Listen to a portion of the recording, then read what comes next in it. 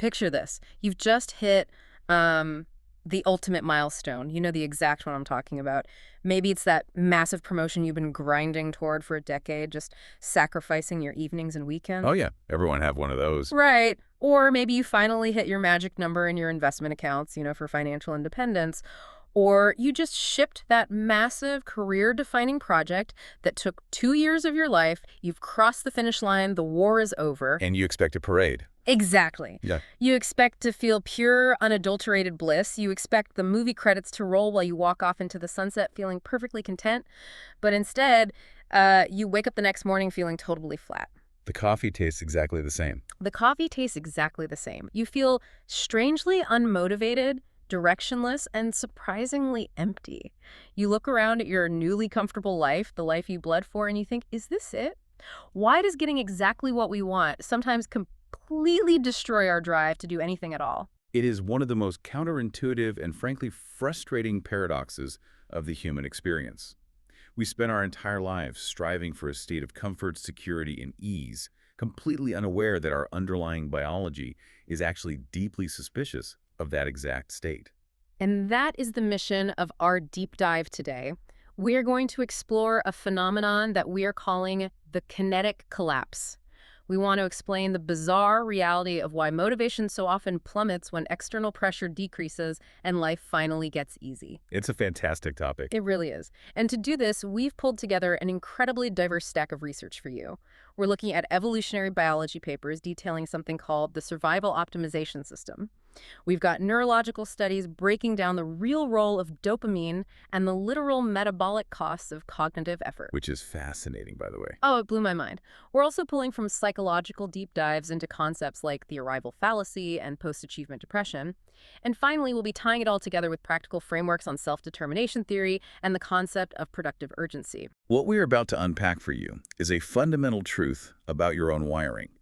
If you imagine a sprawling, volatile, ancient evolutionary timeline merging seamlessly to a pristine, highly structured modern cityscape, that's the journey we're taking today. You are about to discover why your brain is fundamentally, biologically calibrated for the pursuit of a goal rather than the arrival at the destination. So what stands out to you? I want you listening right now to really think about the last time you achieved a huge goal in your life. When you finally got there, did you feel a lasting, sustained joy? Or did you suddenly feel kind of lost and lethargic?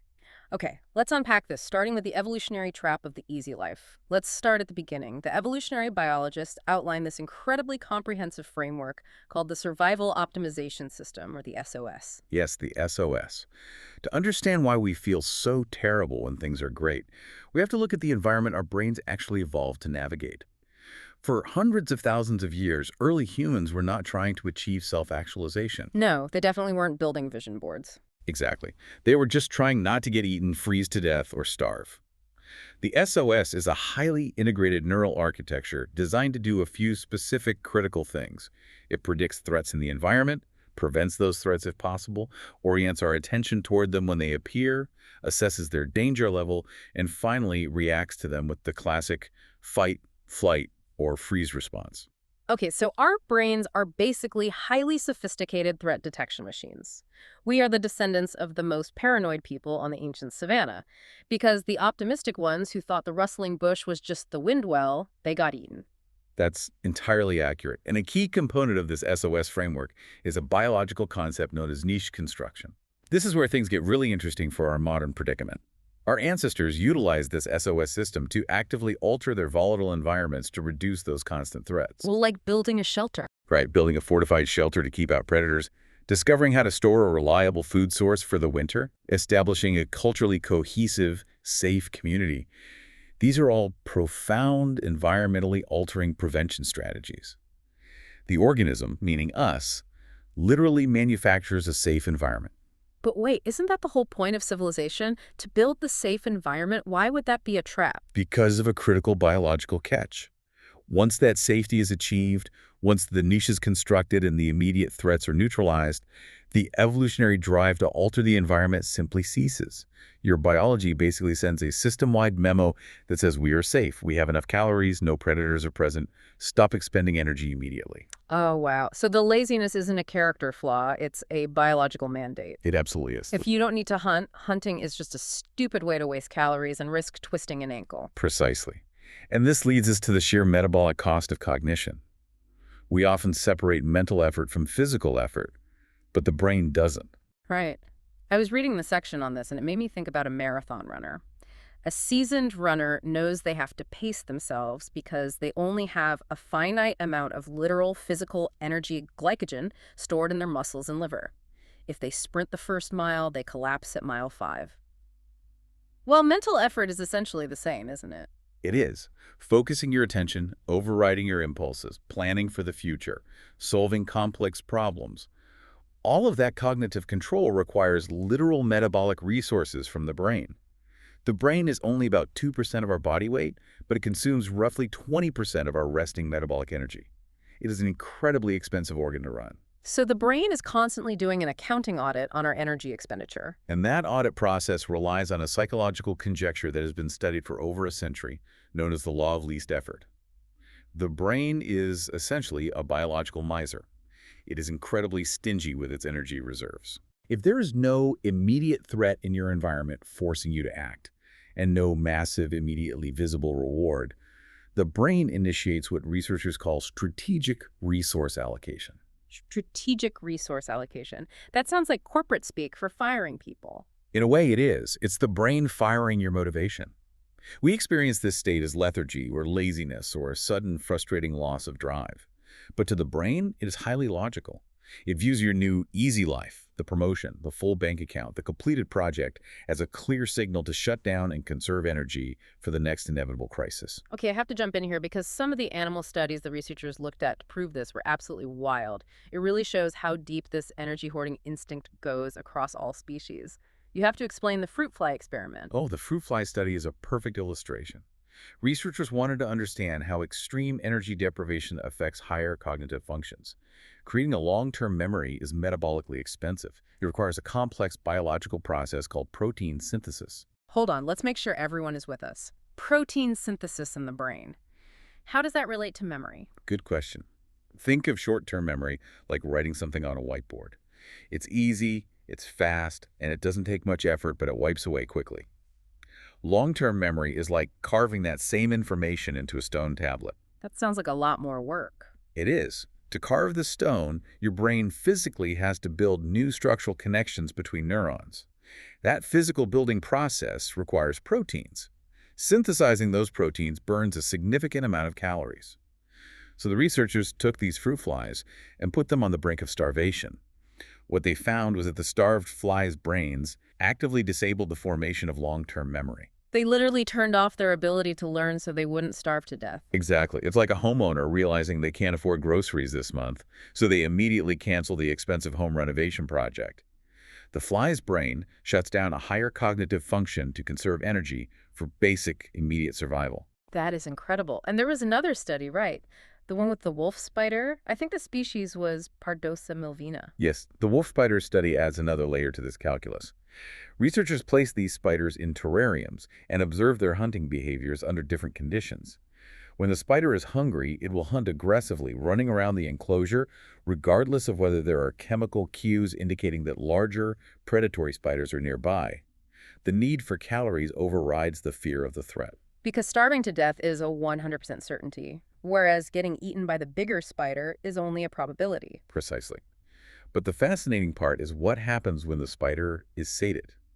When it has recently eaten, is full, and comfortable, its behavior changes drastically. What does it do? If there is even a hint of predation risk, just the scent of a predator in the area, the comfortable, full spider drastically reduces its hunting behavior. It hunkers down and refuses to move. Because the brain is running that brutal calculus. I don't need the calories right now, so why on earth would I risk exposing myself to danger? Exactly. The brain is constantly weighing energy expenditure and risk against immediate survival needs. If you don't have to move, your biology desperately wants you to stay still. Okay, this brings us right to the core of the problem for us modern humans, the evolutionary mismatch. Because for that wolf spider, or for our hunter-gatherer ancestors, the threats were physical and immediate. It was the lion in the brush, the neighboring hostile tribe, or the literal freezing winter. Today, you and I are dealing with abstract, chronic threats. Very abstract. It's the looming project deadline that's 3 months away, the 30-year mortgage payment, the generalized social pressure to succeed and be seen as valuable. We have replaced the lion in the brush with the unread email notification. And the tragedy of the modern condition is that we process those modern abstract stressors using the exact same ancient neural hardware. To understand this, neuroscientists often conceptualize the brain as operating in 3 distinct systems or modes. First, there is the threat brain.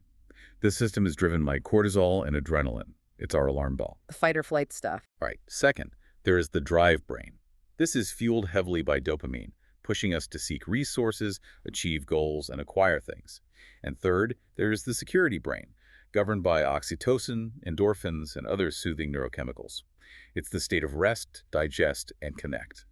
But in our high-pressure modern world, nobody is spending time in the security brain. We spend years, sometimes decades, locked entirely in the threat and drive systems. That's the reality for most high achievers.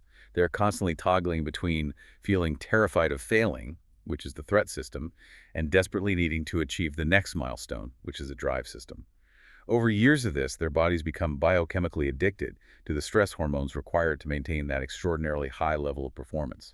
Cortisol and adrenaline become their baseline operating fuel. Which perfectly explains the kinetic collapse. This is the aha moment for me. When you finally sell the startup, or you graduate from medical school, or you hit retirement, and that massive external pressure entirely vanishes, you don't just feel relaxed. You experience literal biochemical withdrawal from those stress hormones. It is a profound emotional hangover. You spent decades building an entire internal operating system that runs exclusively on anxiety, urgency, and fear.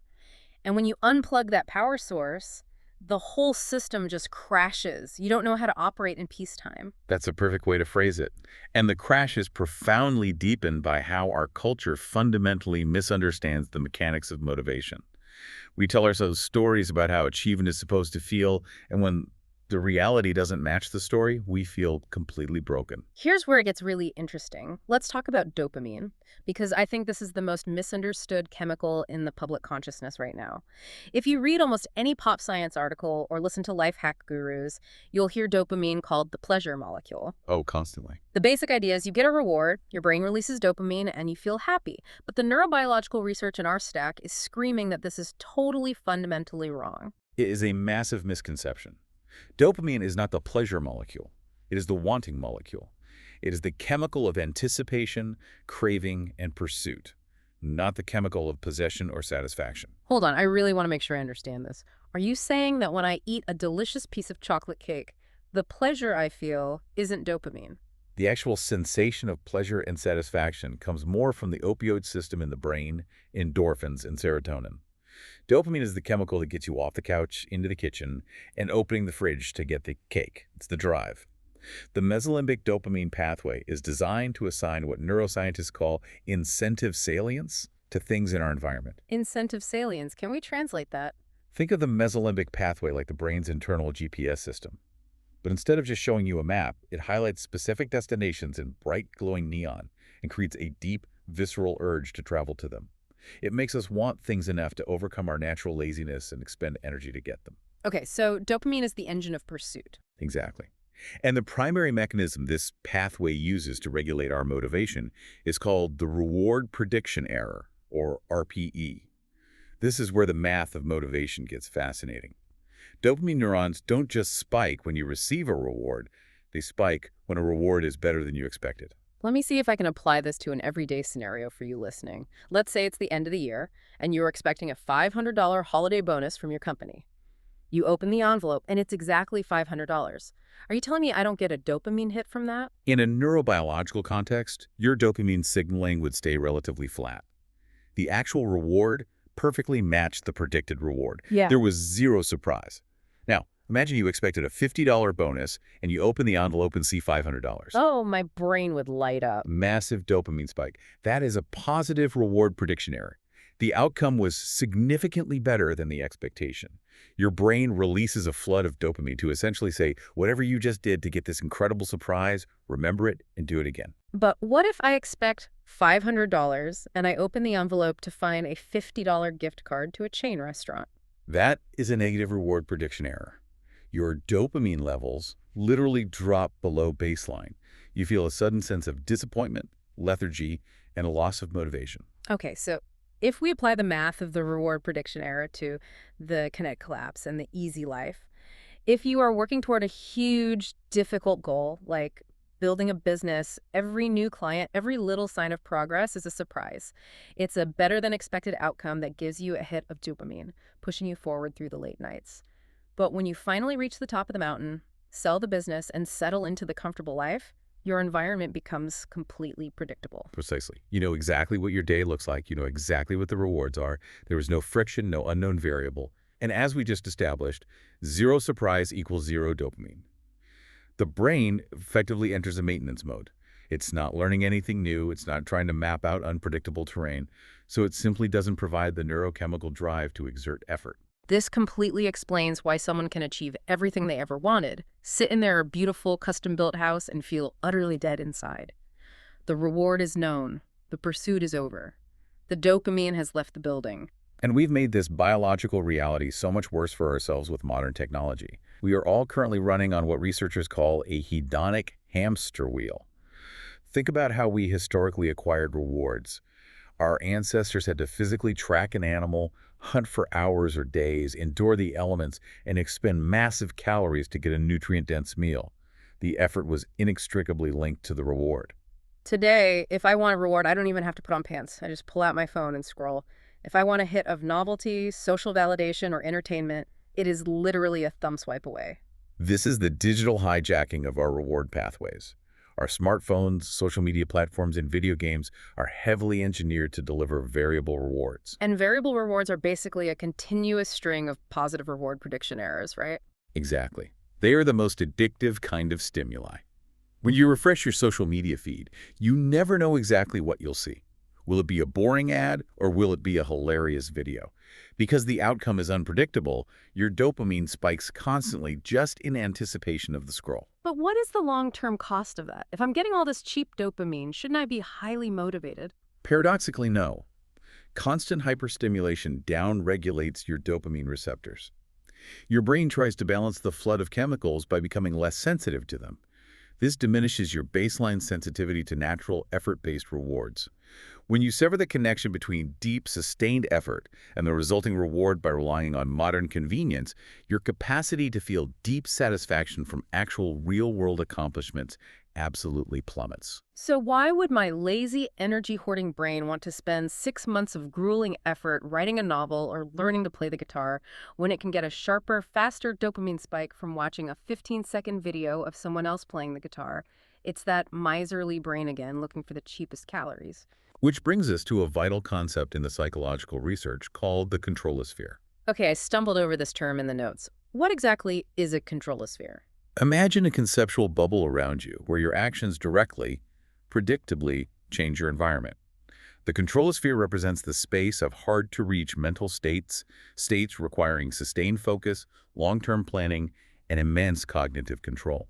When we are forced to operate at the very edge of this sphere, it's uncomfortable. Right, because we are expending a lot of mental energy. And when we expend that energy but don't feel like we are making any progress toward a goal, like banging our head against a wall on a complex coding problem, that effort feels incredibly aversive. It feels awful. But, and this is the crucial pivot, when our energy expenditure matches a tangible, incremental progress, when the challenge perfectly matches our skill level, we enter a state that psychologist Mudhika Csikszentmihalyi famously called flow. Flow state, the holy grail of productivity. It's when you lose track of time and the work just pours out of you.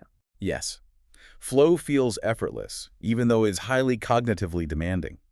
But here's the catch that relates to the kinetic collapse. To get into flow, you need a challenge. It requires friction. Oh. If you've engineered an easy life where all the friction is gone, where you never have to stretch your skills or operate at the edge of your controlosphere, you've completely robbed yourself of the very challenges required to hit those highly satisfying mental states. You've built a life that is perfectly safe and completely devoid of the friction required to feel engaged. The biological mechanisms we've discussed so far, the energy hoarding, the dopamine math, the digital hijacking, they all perfectly set the stage for the devastating psychological impacts of achievement. This part of the research hit me so hard. We have to talk about the psychology of arrival, specifically the arrival fallacy. I think every single person listening to this has fallen victim to this trap. This is that deeply ingrained psychological delusion where we tie our entire capacity for happiness to a future destination. We all say it right. I'll be happy when I get the promotion. I'll be happy when I finally lose 20 pounds. I'll be happy when I find a partner and get married. The arrival fallacy is incredibly seductive because it is a highly effective tool for generating short-term motivation. Believing that absolute bliss is waiting for you on the other side of a milestone gets you up early, keeps you working late, and helps you endure immense stress. But it is fundamentally flawed because it entirely ignores a powerful psychological mechanism called hedonic adaptation. Hedonic adaptation. This is the idea that human beings are remarkably stubbornly resilient, which sounds like a good thing, but it means we quickly adapt to new circumstances, whether they are terrible or wonderful. It's exactly. If you win the lottery or if you suffer a severe injury, studies show that after a period of adjustment, your day-to-day happiness levels will largely return to your baseline emotional state. When you achieve that massive goal, you get a temporary, intense spike in happiness. The champagne pops. But very soon after, hedonic adaptation kicks in. The shiny, new, easy life you dreamed of rapidly becomes your mundane, invisible new normal. Let's bring this to life with an example, because one of the papers had a case study that I found painfully relatable. There's a story about a marketing professional named May. She was 35, highly ambitious, and she had absolute laser focus on getting promoted to a senior manager role. That was her arrival point. She got passed over the first time she applied, which devastated her, but instead of stepping back, she doubled down. She worked late every night, missed her friends' birthdays, compared herself constantly to everyone else on her team, and just pushed and pushed, convinced that this title would validate all her sacrifices. A year later, she finally gets it. The promotion is hers. And what happens when she arrives? At first, exactly what she expected. She gets the incredible high, the validation from her peers, the excitement of the new title, the relief that the grind paid off. But within 3 months, the thrill is completely gone. She's dealing with higher expectations, more stressful meetings, and thanks to hedonic adaptation, she quickly adapts to the new salary. It just becomes her normal paycheck. And how does she respond to that deflation? She does what we all do. She doesn't stop to reevaluate her life or enjoy the stability. She immediately starts eyeing the next rung on the ladder. She tells herself, okay, the senior manager role didn't do it. I still feel empty, but maybe I'll feel truly satisfied and secure once I become a director. That is the moving goalpost effect in action.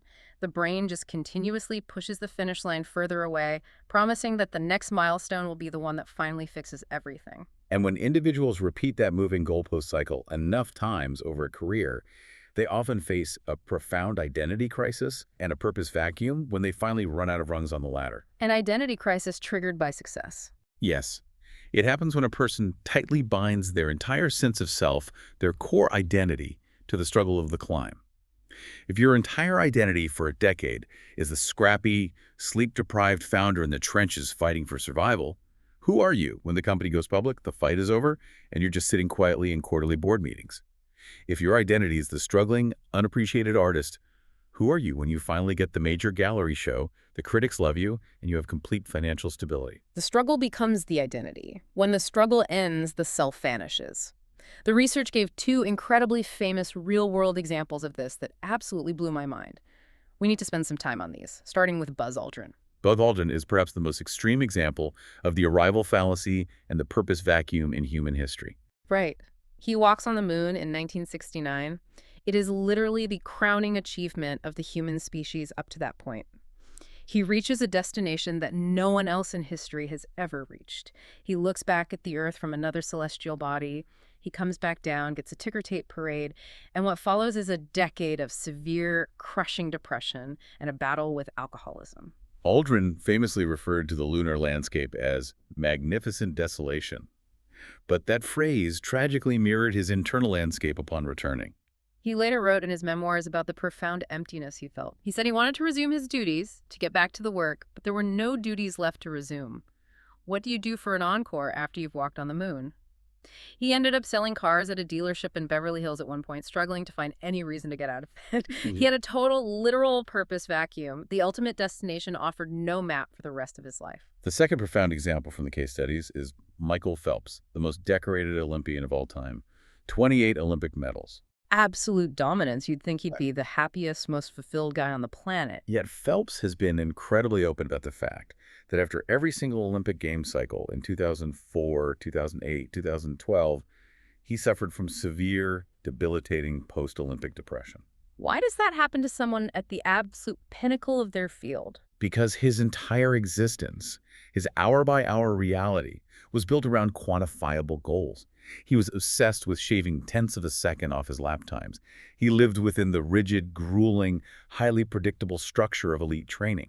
Wake up, swim, eat, sleep, repeat. The black line at the bottom of the pool was his entire world. When the competition ended, when the medals were handed out and he went home, that massive external structure vanished overnight. The easy life, the post-victory life, offered no quantifiable metrics for success. No one was timing him when he made breakfast. There was no daily rigor. He hit a wall of emptiness because the pursuit was over. He had no control-sphere left to push against. It makes you fundamentally reconsider how we structure our own lives, doesn't it? It really does. Because while most of us aren't going to the moon or winning gold medals, we follow the exact same structural blueprint. Most of us spend 35 or 40 years building a career. And what are we optimizing for? Safety. We want the steady paycheck, the impressive title that commands respect, the good health insurance, the fully funded retirement account. We view the acquisition of these safety nets as the ultimate definition of success. But as the psychological research points out, safety is a terminal state. What do you mean by a terminal state? I mean that safety is an endpoint. It is an insurance policy against fear and pain. It's a shield. Aliveness, on the other hand, is an ongoing process. Aliveness involves growth, taking risks, expressing creativity, and embracing vulnerability. When we spend decades optimizing our entire lives solely for safety, achieving it often doesn't feel like a victory. It feels like walking into an empty, perfectly sterile room. Achieving absolute safety highlights the glaring absence of aliveness. We protected ourselves from failure, but we accidentally protected ourselves from feeling anything at all. Okay, so we've mapped out the evolutionary laziness, the dopamine crash of predictability, and the psychological traps of the arrival fallacy.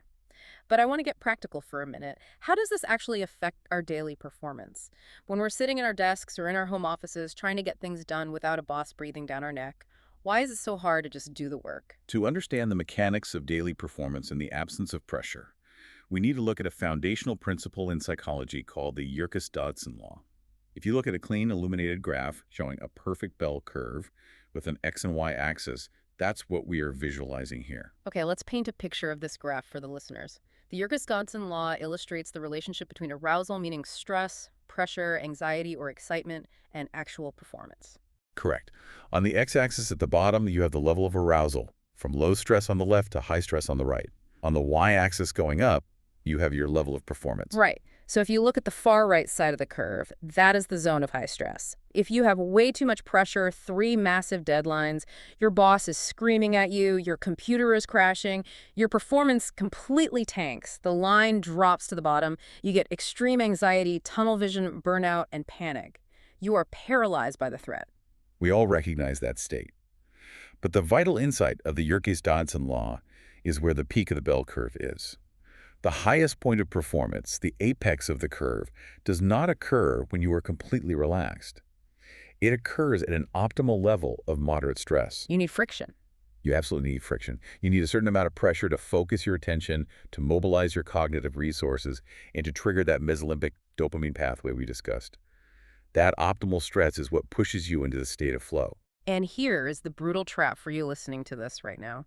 When you succeed, when you finally build the comfortable life, when you become your own boss or reach financial independence, you successfully remove all those major external stressors. But you do not magically hover at the top of that bell curve in a state of Zen-like productivity. No, you do not. You slide all the way down the left side of the curve, the low arousal side. And what lives on the bottom left side of the curve? Extreme lethargy, apathy, boredom, and massive procrastination. You sit down to write the book you always wanted to write, and instead you spend 3 hours organizing your spice rack. It's the boredom stagnation cycle. Oh. Without sufficient external stress to trigger the brain's arousal systems, you literally lack the neurochemical push required to initiate action. For high achievers, this is an incredibly disorienting and shameful experience. They are deeply accustomed to functioning on the far right side of the curve, constantly battling high arousal and managing crises. When they finally escape to an easy environment, they overcorrect. They don't land in the middle. They hit a wall of under-arousal where everything feels gray, flat, and unfocused. The clinical researchers actually call this the crash-out effect. High achievers often push through years of chronic stress using maladaptive coping mechanisms. Yes, running entirely on adrenaline, massive amounts of caffeine, and a deep-seated fear of failure or poverty. Right. And they ignore the glaring warning signs of burnout because the external pressure, the mortgage, the demanding clients, forces them to keep going. They literally can't stop. But the moment that external pressure finally lifts, bam, they hit an invisible wall, the adrenaline stops pumping, the adaptive mechanisms completely fail, and they crash out, sometimes spending months unable to muster the energy to answer a basic email. And this crash out doesn't look the same for everyone. It manifests in different fascinating ways depending on the individual's psychological makeup. The research identifies 4 specific archetypes of stagnation that appear when high achievers lose their friction. Yes, I loved this section.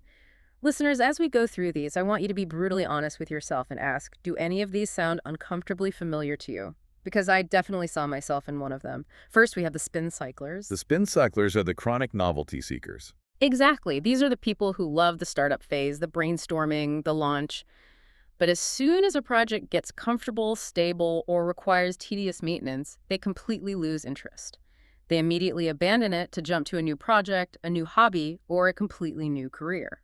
The underlying mechanism for the spin cycler is an addiction to that initial dopamine spike of the unknown. They use the chaos of starting over to artificially manufacture the stress they need to stay aroused.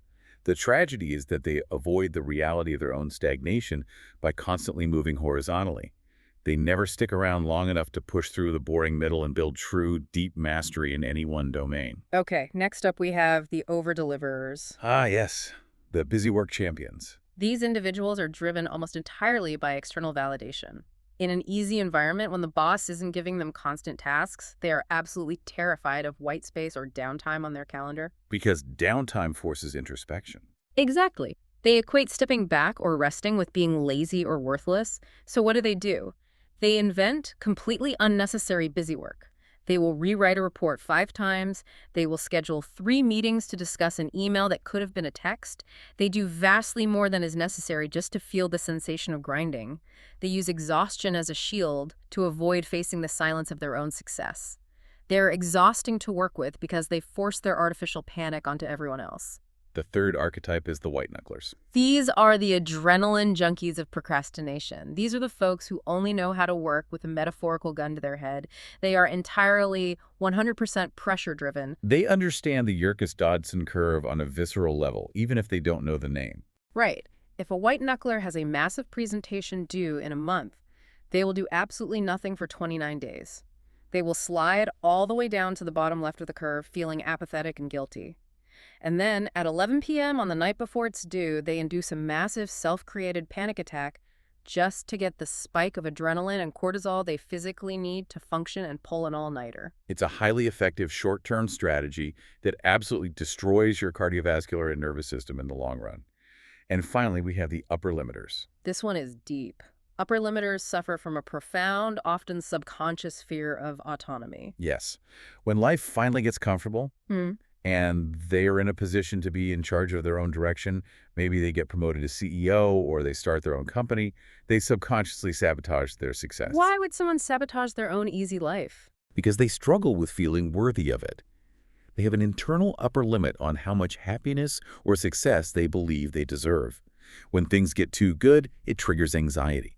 So, they will pick a fight with a crucial client, make a catastrophic financial error, or seek out external authorities to give them permission to lead.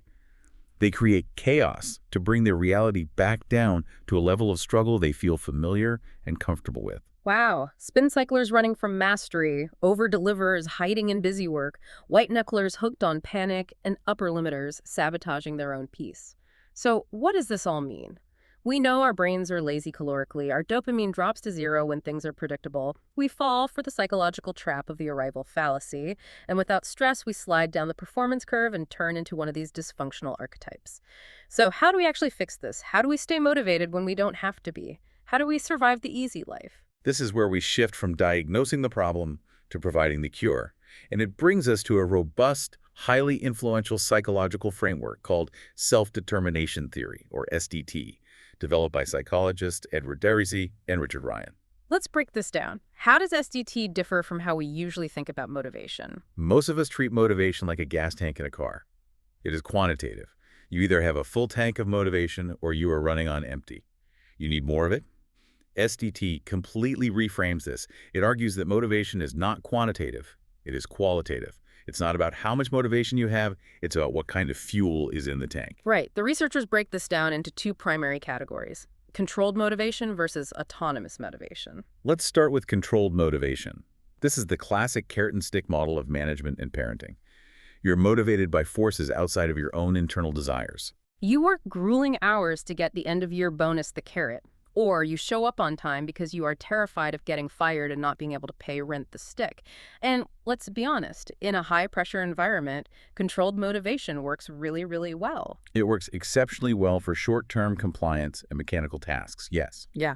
But it fails entirely in the long term.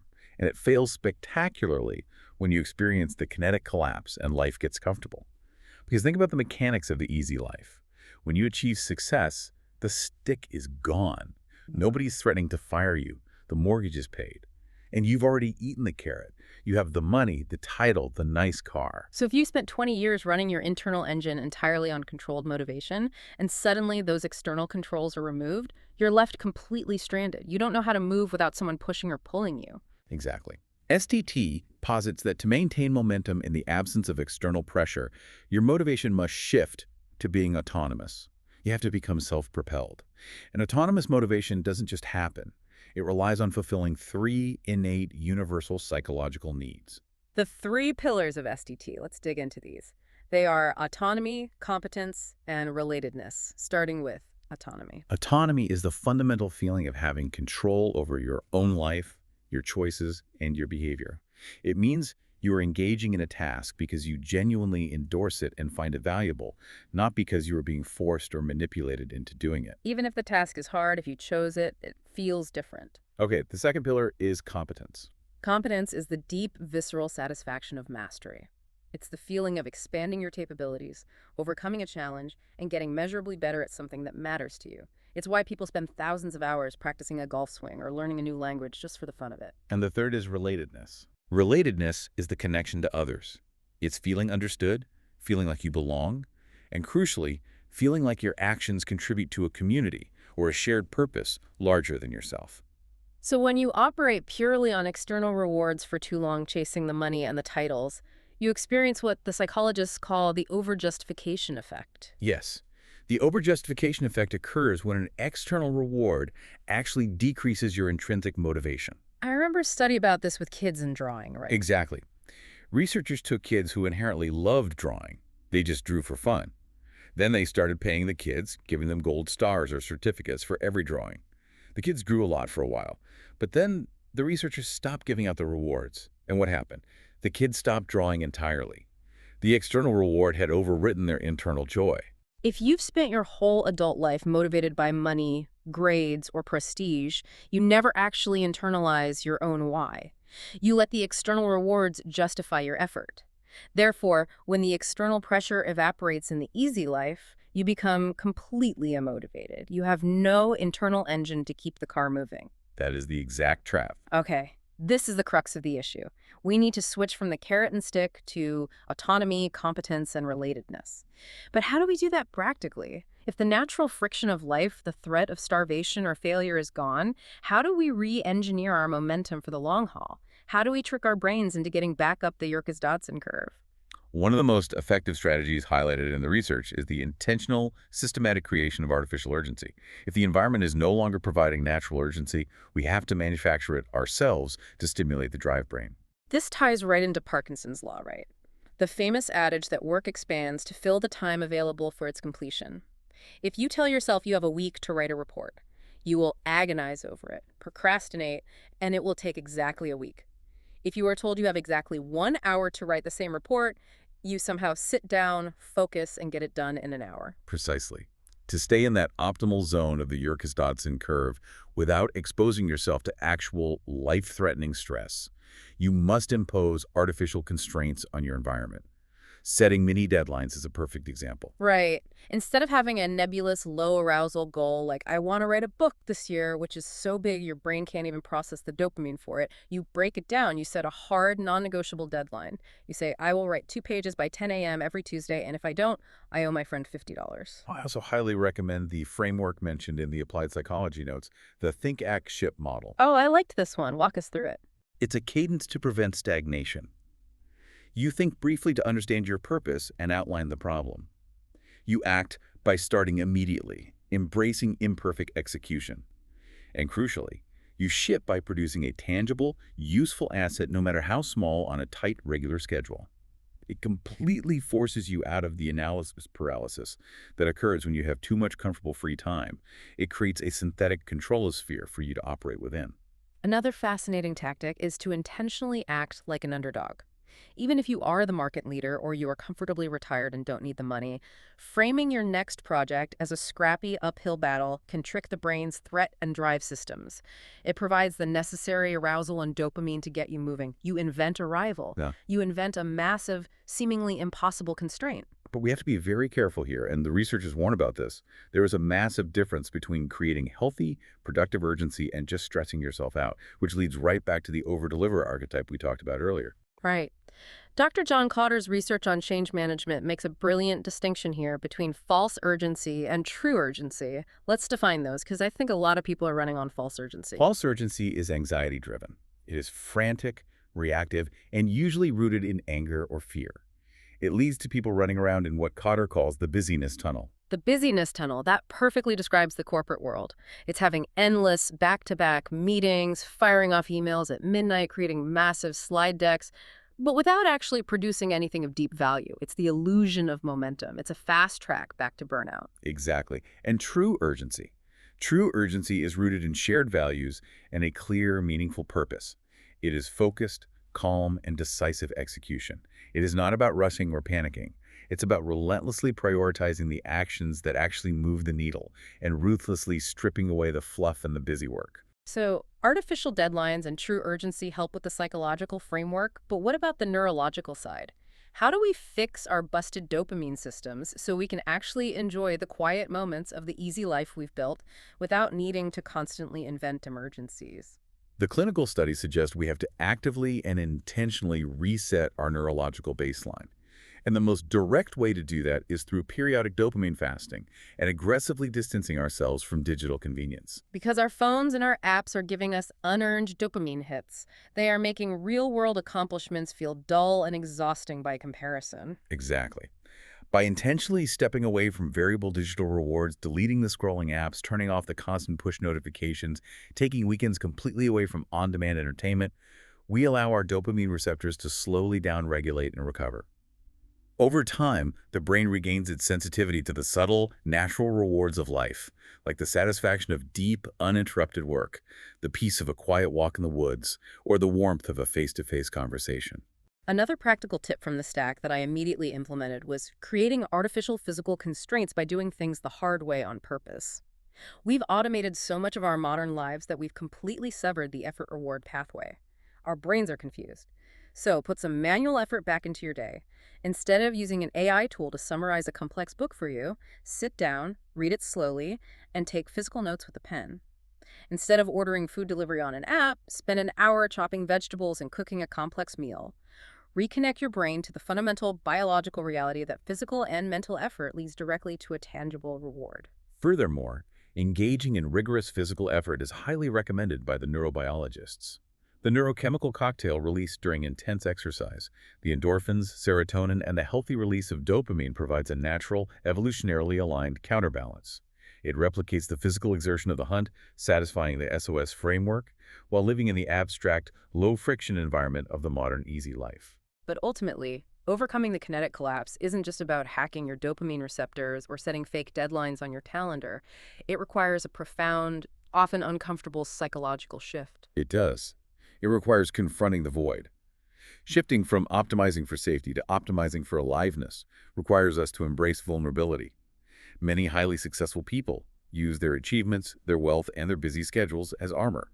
They immediately focus on the next massive goal to avoid sitting alone in a quiet room with their own thoughts, their unresolved self-doubt, or their profound loneliness. As one of the psychological papers pointed out, that emptiness you feel the morning after achieving a massive goal, that post-achievement flatline, it is not a bug in your system. It is a feature. It is your brain's ultimate signaling mechanism, telling you that true fulfillment requires vastly more than just ticking impressive boxes on a resume or watching a bank account balance go up. To sustain momentum across an entire lifespan, individuals must transition away from extrinsic goals, the desire for fame, the accumulation of excess wealth, or the desperate need to maintain a certain societal appearance. They must commit deeply to intrinsic goals. And intrinsic goals are the pillars of self-determination theory we talked about. Cultivating deep, meaningful relationships, contributing your skills to a community that needs them, pursuing personal growth, art, or mastery simply for the joy of the pursuit itself. Exactly. Yeah. Because here is the magic of intrinsic goals. They have no finish line. You can never complete your relationship with your spouse. You can never finish personal growth, which means the arrival fallacy simply cannot apply to them. You are always in the pursuit. They provide a perpetual, sustainable source of autonomous motivation. You never run out of road. Wow. Okay, we have covered an incredible amount of ground today. We started by looking at the survival optimization system and the profound metabolic laziness of the human brain, how our biology is literally hardwired to shut us down the moment we feel safe and comfortable. We explored the deep dopamine deficit of the easy life, realizing that dopamine is the chemical of the chase, not the catch. We dissected the psychology of the arrival fallacy, the heartbreaking post-success crashes of people like Buzz Aldrin and Michael Phelps, and how optimizing solely for safety leaves us feeling dead inside. We looked at the Yerkes-Dodson curve to understand why removing all our stress makes us procrastinate and turn into spin cyclers or white knucklers. And finally, we talked about how to re-engineer our long-term momentum using self-determination theory, artificial urgency, and a profound shift toward intrinsic goals. Which leaves us with a final, lingering thought to consider, building on everything we've learned about the biology of our survival systems and the psychology of our deepest ambitions. If our neurobiology is fundamentally engineered to solve problems, to overcome friction, and to map the unknown, then perhaps the ultimate threat to our survival isn't danger or scarcity or failure. Perhaps the most dangerous, corrosive thing the human brain can ever encounter is a life entirely devoid of problems to solve. If that's true, what kind of problems are you going to intentionally choose for yourself tomorrow? I love that. A life without problems is a life without purpose. Thank you so much for joining us on this deep dive. We hope it's given you a radically new perspective on your own drive, your own goals, and why a little bit of intentional friction might just be the secret to feeling truly, deeply alive. Until next time, keep exploring and maybe go find a really good, hard problem to solve.